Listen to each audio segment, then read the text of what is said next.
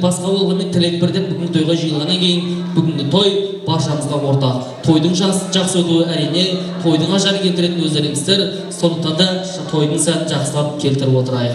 Енді мына өзіңіз сөйлегенше тілекті осы құлыншағына ақ батасын арқалап келген ауылдың үлкендеріне берейік. Бетекең кетсе бел қалар, берекең кетсе нең қалар деп адамымыз айтып жүреді. Бір ауылдың ұйытқысы берекесі отырған, бүгінгі таңда дастарханымыздың көркімен, сәнімен мәні отырған, үргенге үн қоспай, күлгенге күл шашпай, жан-жақта ақырдап, салмақты ақылдап келіп отырған қазақтың дархан даласындай ортада даласында болып келіп отырған ауылдың үлкендері бар. Ауыл бар ма ақсақалсыз, атасыз, ол кісілердің әрбір сөзі дала сөз. Төрде отырған үлкендерге сөз берсең, тағылымнан мол ғибрат аласыз дейді ғой.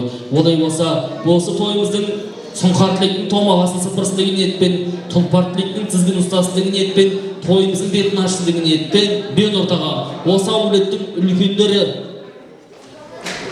Мәнсүрдің ең үлкен ата әжелері, Тәттібала әжесі, Күләйім әжесі, Зиба әжесі, жаңағына батасын арнаған Уәли атасын да шақырамыз. Майраш әжесі, Сейтжан атасы, Жанат әжесі, Еркін атасы, Сайыр әжесі ортаға шақырамыз. Келіңіздер, ақ баталарыңызды арнап беріңіздер.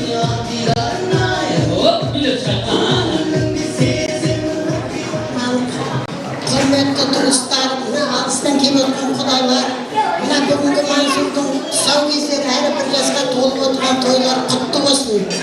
Өмірі бақытты болсын, дені сау болсын, дені сау болса барлығы болады. денсаулық. Атасының, әкесінің, мамасының, папасының бәрі осы тойды жасап отқан адамдардың бәріне рахмет. Осындай бас қосып отқан Мансұрдың бір жасқа толып отқанына. Өмір жастары ұзақ болсын. Балаларым осы тұсаукесер тойынан әрі қарай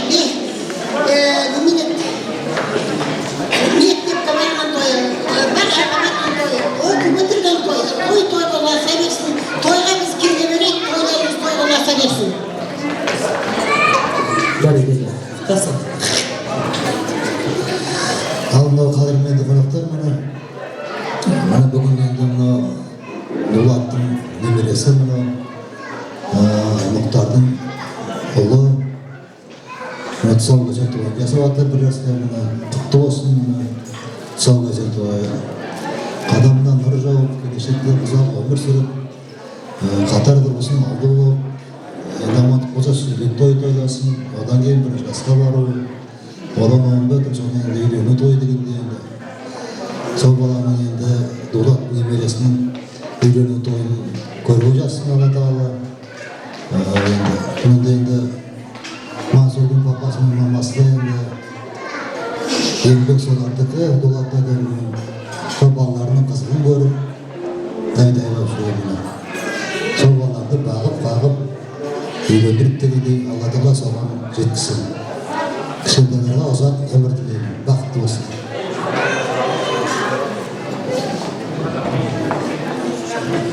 Және енді бата ретінде де, тосыр ретінде де сөз айтылды. Ендігі айтарым, бала деген ұрпақ деген өмірдің жалғасы. Сол өмір жалғасы ұрпағымыз көбейеміз, бақытты болсын. Өмір жасы ұзақ болып, бізді қуанышқа бөлейміз.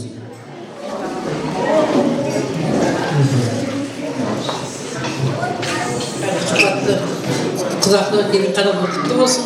Мына мен кішкентай баламның жасы ұзақ болсын, дені сау, Дулат білайын бетерім. Лебет жаным, кішкентайлар құтты болсын, жасы ұзақ болсын, тек қана қуанышта той қыласын.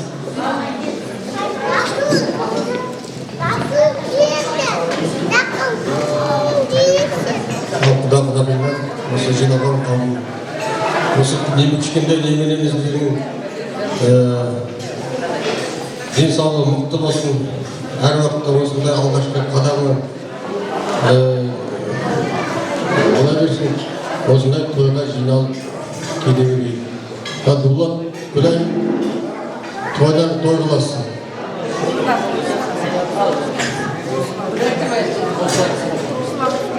Ой, бәрекелді, маңда бір алғыс. Айтылған ақылеттеріңіз қабыл болсын. Расымен де мына Мансұрыңыз бес кісіге әл бермесін. Мансұрыңыздың ешкісілері егіздердің нақтасын деп біз тіледік.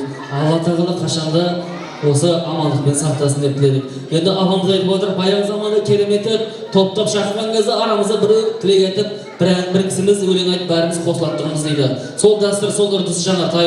Араларыңызда мінеке той басаран айтып, арқалап келген ағамыз бар ма екен, ағамыз бар ма екен?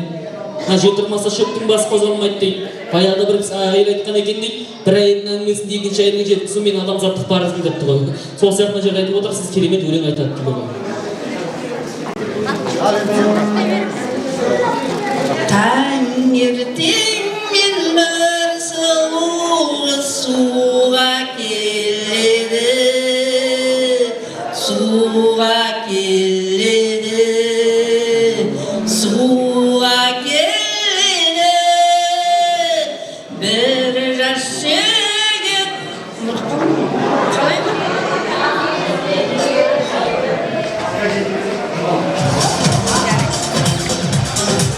Қалай ма? Қол соғайық. Ештеңе. Апа бір көңіліңізде өлең тұрған бір еді көңілді. Рахмет. Өлеңді осылай айту керек қой, апаң құрметті бір қол соғып қойыңыздаршы. Рахмет. Баяғыда енді осылай тұрда бір тамада, ау, аға өлең айтыңызда бір қолқалап қойыпты дейді. Сөйтсе ағам кішкене қызып алған екен. Ортаға домбырасымен шығып өлең айтып жатыр дейді. Шыға салып, мінгенім деп айтып тұрып ұмытып қалыпты. Тағы да екінші қарқымен келіп, мінгенім деп айтып тұрып тағы ұмытып қапты.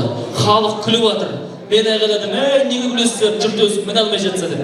Ол балама үшінші қарқымен келіп, мінгенім деп айтып тұрып ұмытып қалып кетіп бара жатса, жаңағыда бір апам тұрып, ай байғыз балай, үшім толып бір мін алмай кетті ғой деп айтатын көрінеді дейді. Сол сияқты неге ұмытпай айтпаған, қатенің құрметі бір қол соғып қойыңыздар, рахмет сіздерге.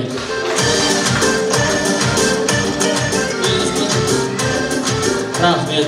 Ал енді осы аталарымызбен, әжелеріміз құрметті бізден де бір әсем ән болсын. Алдарыңыздағы астан дәмнен алып отырыңыздар. Ас дәмді болсын. Әніміз құлақтан кіріп, жүректеріңізге ән болсын.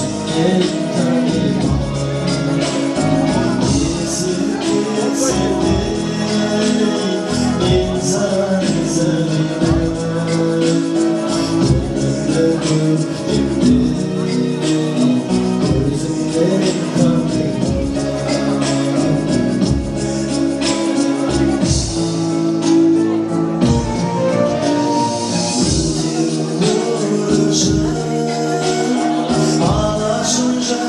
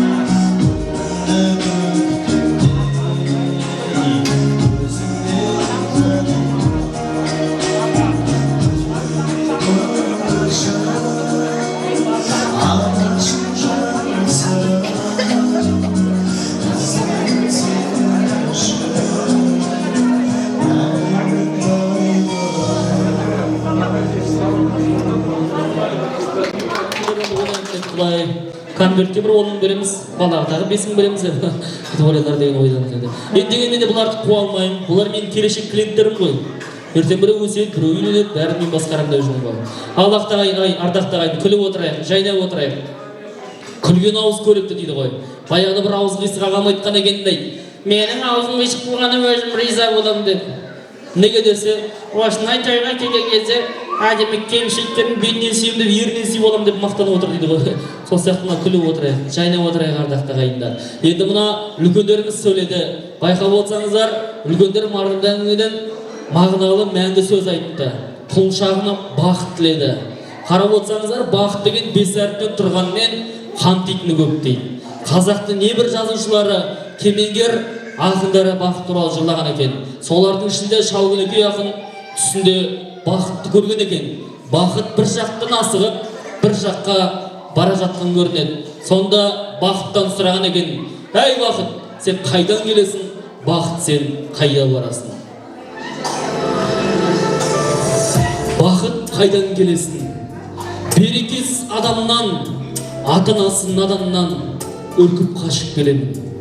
Бақыт қайдан келесің? Мақтанып көңіл есірген, білгішпін деп есірген, есіргілдан келемін. Бақыт қайдан келесің? Өтірік бәле шаттаған, ата-анасына шақпаған, келіннен қашып келемін. Бақыт қайдан келесің? Сүйектен сөзін өткізген, миына шатақ еткізген, кесапат қыздан келемін. Бақыт қайдан келесің? Ораза намаз оқымас, Алланың атын тоқымас, бейін намаздан келемін. Бақыт қайдан келесің? Сыйламаған көршісін, ұрыспен алған еншісін, сұмдардан қашып келемін деп тіл қатқан екен дейді. Сонда бұл сұрағына қанағаттанған Шалгүнекей бақыт қайда барасың деп сұраған екен. Бақыт қайда барасың? Өсірген жақсы баласын, сыйлаған ата-анасын, көргенді ұлға барамын. Бақыт қайда барасың? Балбұл жаңа көрікті, ұл мен қызы серікті, берекелі үйге барамын. Бақыт қайда барасың? Еш адамды күндемес, өсек отын үрлемес, әдепті үйге барамын. Бақыт қайда барасың? Соғысқа құмар ой жоқ, ұлан асыр той көп, қазақтарға барамын. Бақыт қайда барасың? Арқаны дүбірлетіп думандатқан, бүгінде керуенде мейрамхана той жасап жатқан кішкентай Мәнсүрдің басына қонғалы бара жатырмын деген екен. Ендеше Мәнсүріміз бақытты болсын деп бір мәрте қол соғып қояйық ағайындар.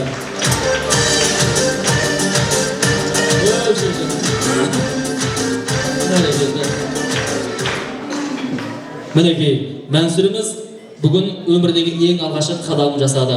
Мәнсүріміз енді менің тілерім осы әкесі Мұхтардың баласы болмасын, атасы Дулаттың баласы болмасын, қазақтың баласы болсын, Алаштың баласы болсын деп тілеймін. Жүрегі қазақ деп соғсын, елін сүйсін, халқын сүйсін, жерін сүйсін, дінін сүйсін, тілін сүйсін деп тілеймін. Осы қазақтың маңдайына біткен бағы, еліміздің бетке ұстар азаматы мақтаныш болсын деп тілеймін. Енді ортаға екінші ақ тілектің кезегі осында отырған Мұхтардың нағашы әжесі, Мәнсүрдің үлкен әжесі Райхан әжеміз ортаға шақырамын. Және де нағашы Мұхтардың нағашы аға жеңгесі Болат аға менен Маржан тәтемді ортаға шақырамын. Келіңіздер ортаға, тілектеріңізді арнап беріңіздер. Билеп шығайық,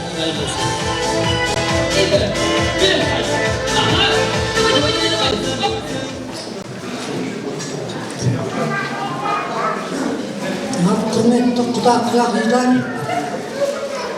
мынау бірінші Мәнсүрдің бір жасқа толғанына құтты бола берсін. Әрі тұсаукесеріне және құтты болсын. Өмір жасы ұзақ болсын.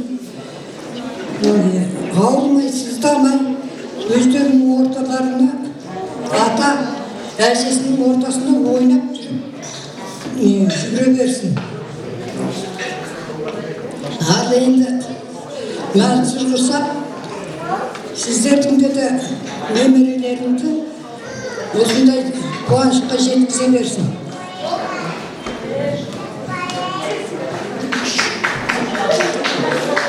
Ал енді мынау құрметті құда-құдағилар, Нұрбек Білай,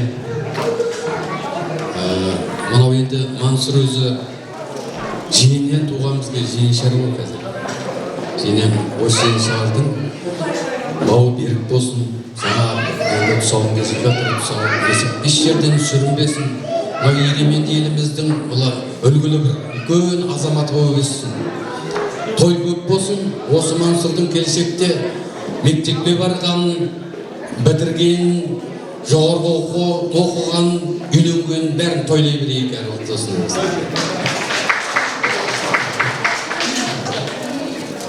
Күләй, Дулат, Бита, Меруерт, тойларың құтты болсын. Кішкентайдың бір жас туған күні құтты. Әрқашанда сендерге қуанышың көрсетсін, жақсы азамат болып өссін. Әрқашанда дастархандарың берекелі думанды болсын. Дендеріңіз сау бол, осы балалардың қызығын көрсін. Тым шіркін апатарымай, ағаларымай.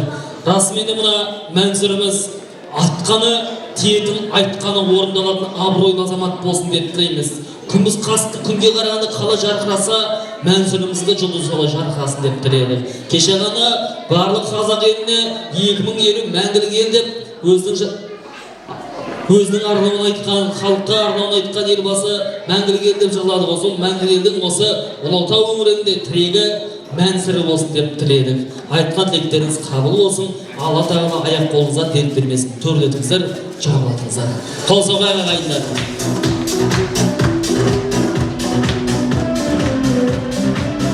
Ал қадірлі ағайындар, ет дегенде бет бар ма? Жесең тісіңе кіреді, жемесең түсіңе кіреді дейді ғой. Түсіңізге кіргенше тісіңізге кірсін. Мына қадірлі ағайындар, басы бастап жамбас босап келетін етті дайын секілді. Осы Мәнсүріміз бүгін қадам жасап жатыр. Дулат атамыз, Мұхтар әкесі дүбірді той жасап жатыр. Осы Мәнсүріміз қадам жасаған кезде ақ қардың үстіне ақ кілем төсеп, балпаң басқан балуандар да келіп күрестіріп жатса, мұның артықшылығы жоқ шығар. Мәнсүріміздің бір жас туған күнін отқан кезде көмейіндегі күмісі әнмен көптің көңілінен шығып жүрген әнші ұл қыздар да келіп сайратып қойса, мұның артықшылығы жоқ.